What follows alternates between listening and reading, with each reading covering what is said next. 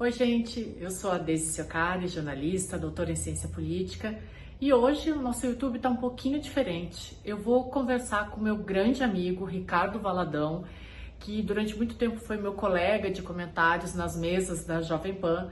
Agora ele é pré-candidato a vereador na cidade de Luiz Antônio, aqui em São Paulo. E foi um bate-papo muito legal sobre política nacional, política municipal, a importância de se votar nessas eleições. Eu convido todos vocês a assistir essa entrevista, deixem os comentários, deixem um like e se inscrevam aqui no canal, porque vem muito conteúdo muito legal nesse ano eleitoral. Então, vamos assistir o Ricardo? Ricardo, eu vou começar te fazendo uma pergunta que os jornalistas me fazem e agora eu vou jogar a bola para ti. Mas a gente tem uma diferença muito grande entre campanha presidencial e campanha municipal, né? A minha primeira pergunta, para a gente começar esse bate-papo é: tu acha que as pautas da Nacional, as pautas que são discutidas em Brasília e a própria polarização, elas vão ser sentidas nessa campanha municipal? E eu não digo nem São Paulo, eu digo nas prefeituras menores, como a da tua cidade.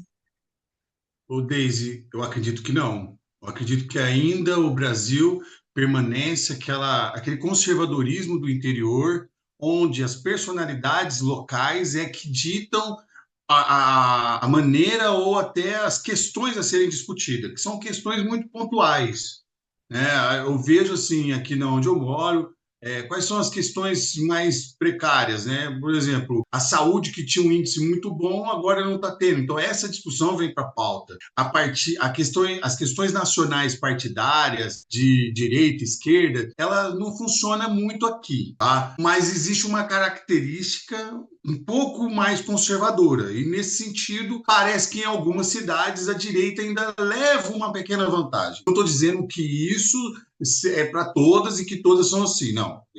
Tem cidades aqui do interior onde a esquerda leva uma vantagem, mas isso é devido ao trabalho que foi feito por essas personalidades políticas locais. Eu vejo dessa forma. Não sei se você enxerga isso, se você tem essa percepção.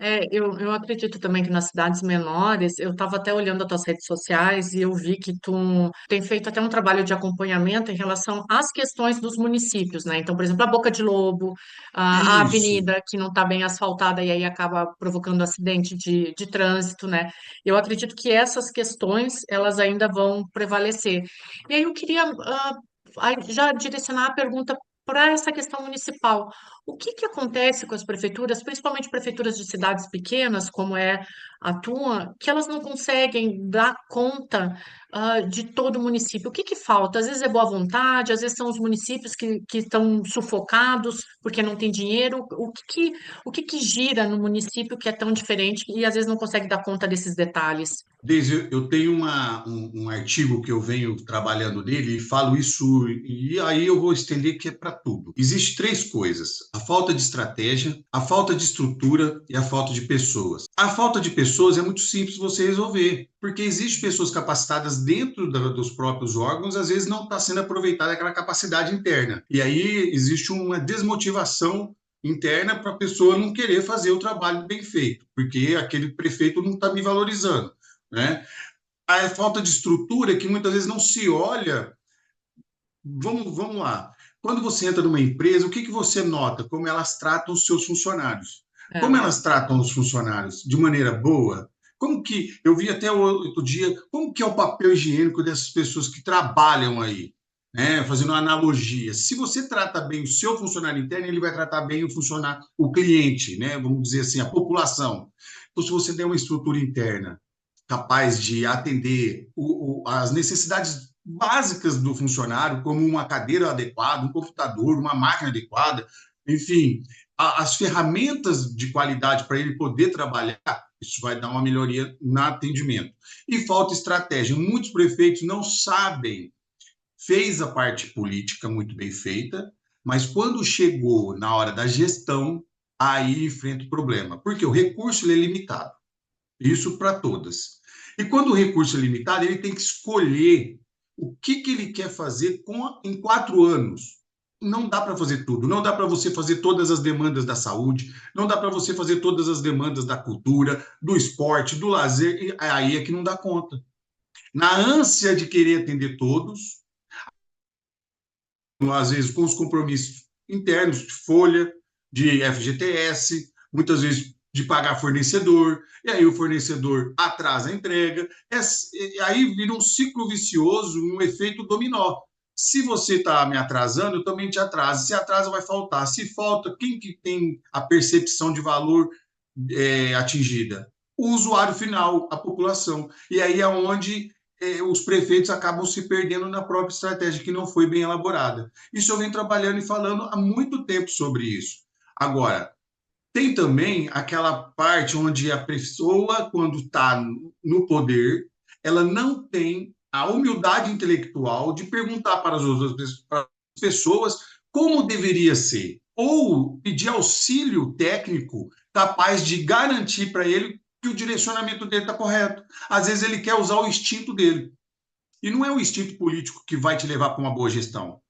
Aí é a parte que eu falo que às vezes falta para os para os políticos nossos de hoje em dia. Uma humildade intelectual de entender que a gestão hoje ela precisa ser pensada tecnicamente em 4 anos. Então, Sabe, eu Ricardo, vejo mais por essa. tem duas coisas que tu falou aqui que me remetem a pontos que a gente sempre discute e as pessoas às vezes deixam passar batido. Primeiro, tu falou da necessidade de organizar a burocracia mesmo existente dentro das prefeituras, né? O pessoal, o melhor aproveitamento dessas pessoas.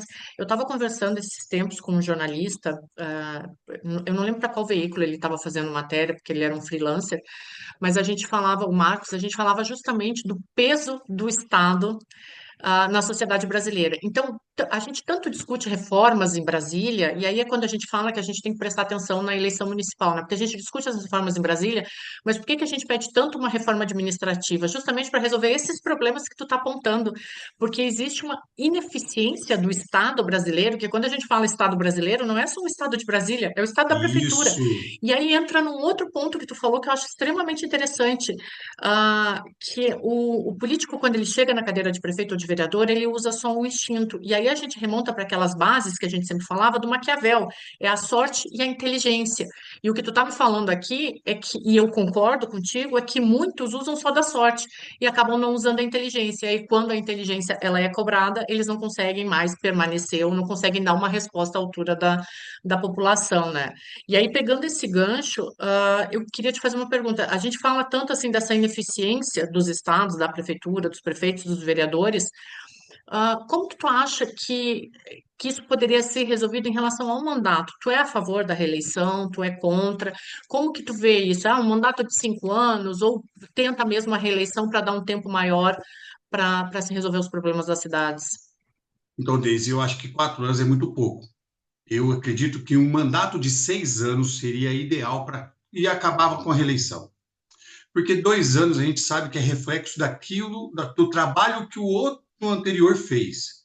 E quando eu realmente, de fato, vou fazer as minhas iniciativas com o resultado daquilo que eu trabalhei nos 2 primeiros anos, eu tenho 1 ano e meio para trabalhar só, porque depois entra o período eleitoral.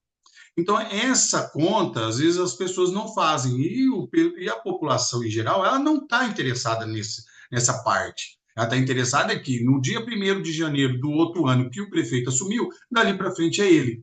E não é bem assim. A gente sabe que a gente tem que olhar o que foi feito anteriormente, quais são os reflexos que virão depois da última gestão e trabalhar aquilo que eu preciso de imediato, atacar e fazer o choque de gestão.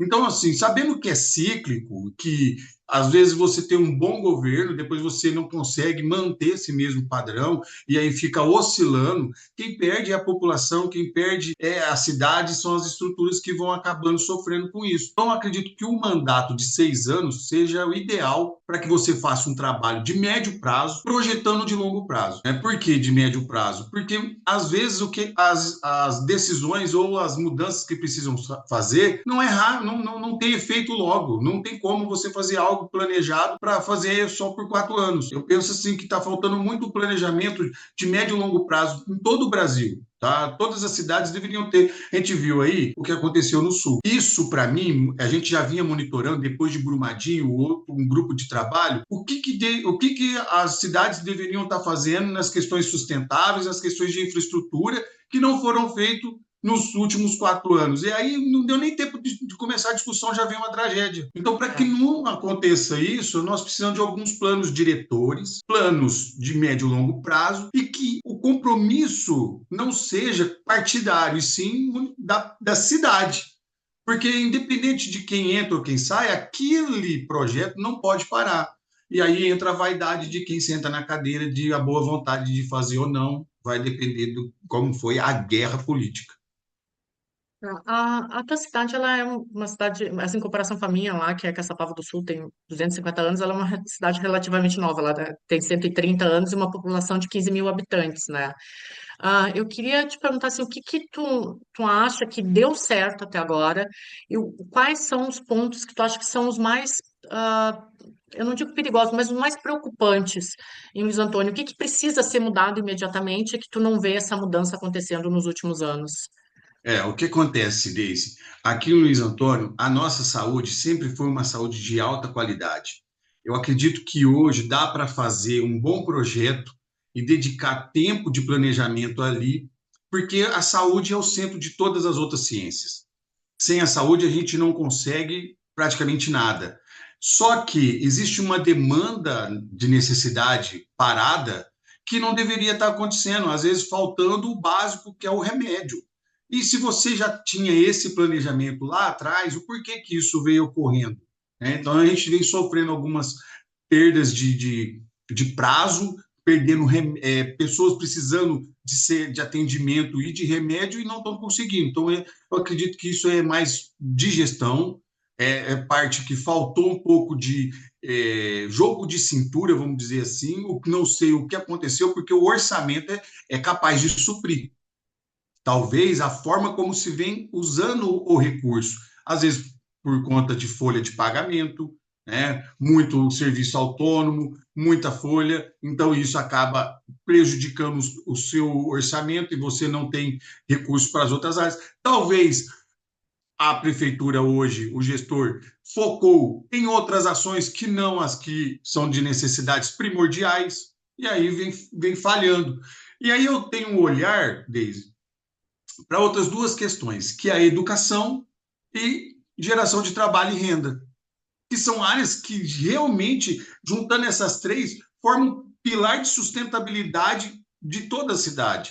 Você está falando da saúde, você está falando da educação e trabalho e renda, que é o que vai dar a capacidade para as pessoas fazerem as outras coisas da vida dela. Então, assim, numa cidade pequena, mas se você pegar a renda per capita daqui dessa cidade, ela é maior que a de Ribeirão Preto, que tem 800 mil habitantes. Né? Você deve ter olhado, é uma renda per capita que daria, se você pegar o próprio recurso e distribuir para cada um por ano, a pessoa ela vai garantir para ela. Por mês, ela vai conseguir garantir aquilo que o governo não está conseguindo garantir.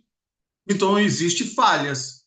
Aí as pessoas podem perguntar assim, mas e por que isso aconteceu? Então, volto lá atrás, faltou algum planejamento, alguma estratégia que não foi bem elaborada. Talvez ficou naquilo que a gente estava falando lá atrás, talvez na própria percepção ou no instinto, que não é assim que se gerencia uma cidade.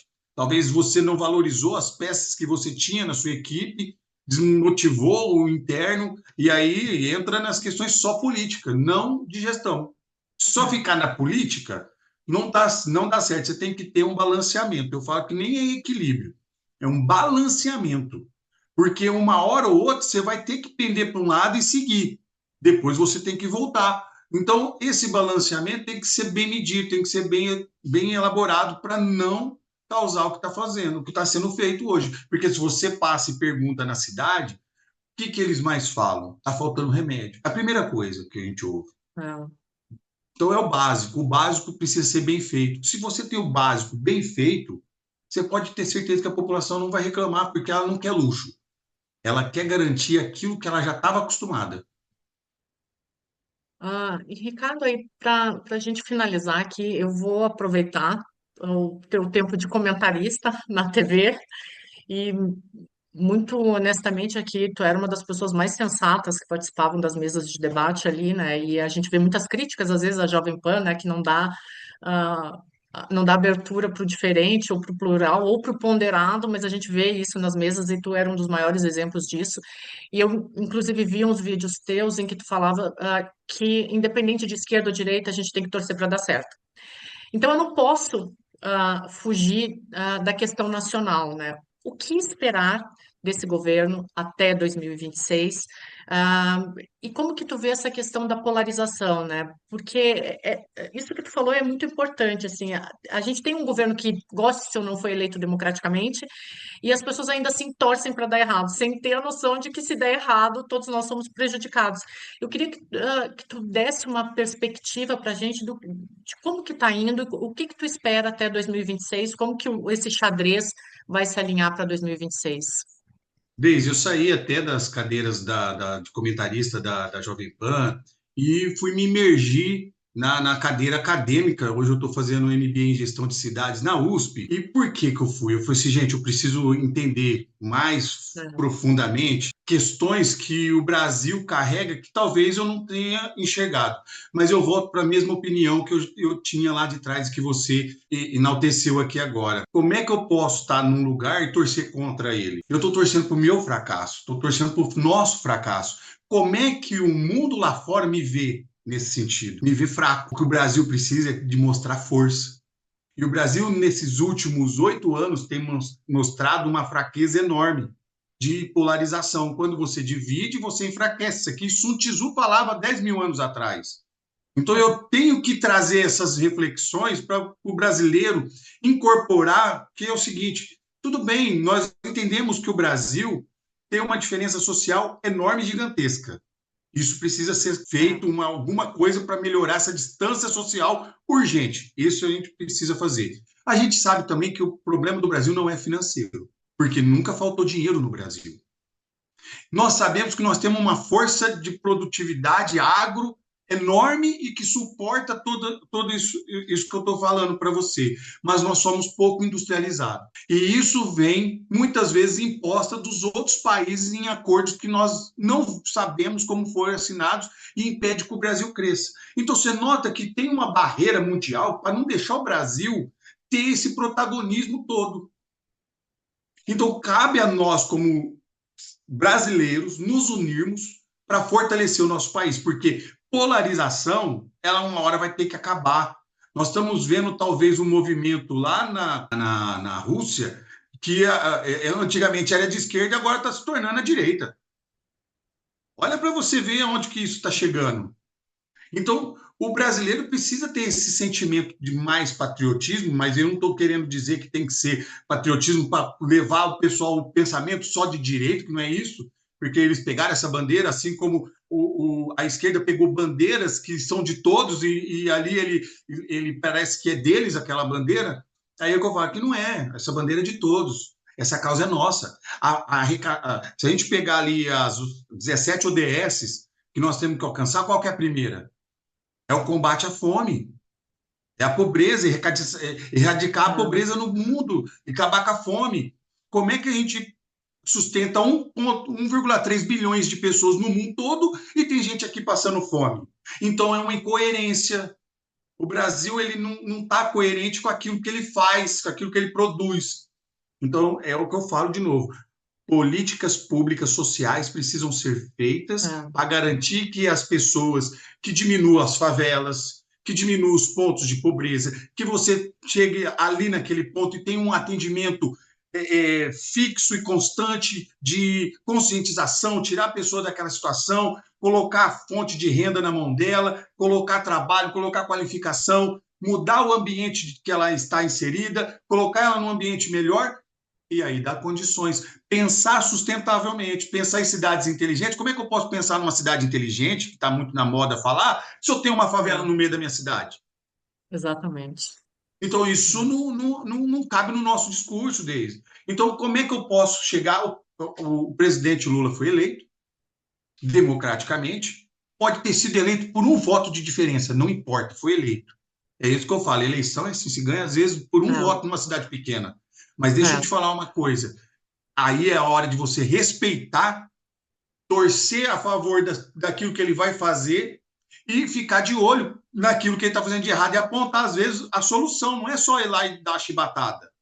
Pô, vem aqui, já que você tem a solução, traz ela aqui, vamos discutir ela.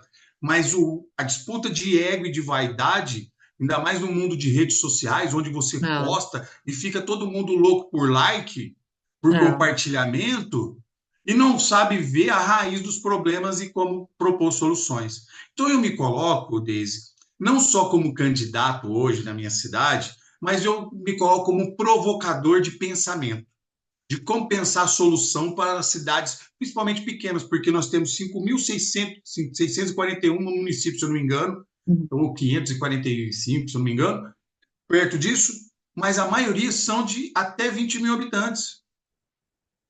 Então, são problemas que todas elas carregam, que são pequenos problemas, mas que ao longo dos anos isso vai acabando, acarretando e chega uma hora que fica insolúvel. Então, é preciso colocar o peixe, pegar. Eu lembro de uma aula do Daniel Goleman sobre negociação, que fala assim, ó, coloca o peixe em cima da mesa. Porque o peixe em cima da mesa, ninguém vai querer que ele fique lá por muito tempo.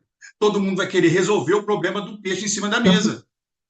Entende? Olha que bacana. Você pegar é. esse peixe, que é os problemas que o Brasil tem, colocar em cima da mesa e resolver. E não ficar com vaidade. É aí que você tem que tirar o ego, porque se eu quero deixar um legado para as próximas gerações, eu tenho que fazer algo, deixar minha marca e falar assim: ó, eu contribuí, posso ir embora daqui satisfeito porque eu já fiz a minha parte. Eu acho que é bem isso, não é usar a política como meio de vida. Tem muitos políticos que se envaidecem porque viu que aquele ali é bom, ou que por algum tempo é É. bom ficar com as pessoas à sua volta te elogiando, mas a gente sabe que metade desses elogios não são verdadeiros, são simplesmente para se beneficiar.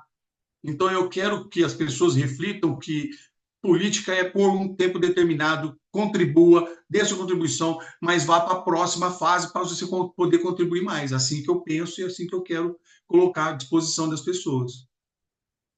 Ricardo, eu quero te agradecer pela conversa e reiterar aqui, depois dessa conversa, reiterar a impressão que eu sempre tive de ti lá na Jovem Pan. Um cara extremamente sensato, honesto e sensível com as questões sociais, independente de direita ou esquerda. Então, muito obrigada, viu? Exato. Eu que agradeço, Deise. Acompanho o seu trabalho, sei que você é uma jornalista fantástica. Estou sempre ali acompanhando e fico muito, mas muito orgulhoso de ter você aqui me entrevistando. Então eu fico assim, muito agradecido e eterna gratidão. E conta comigo naquilo que você precisar.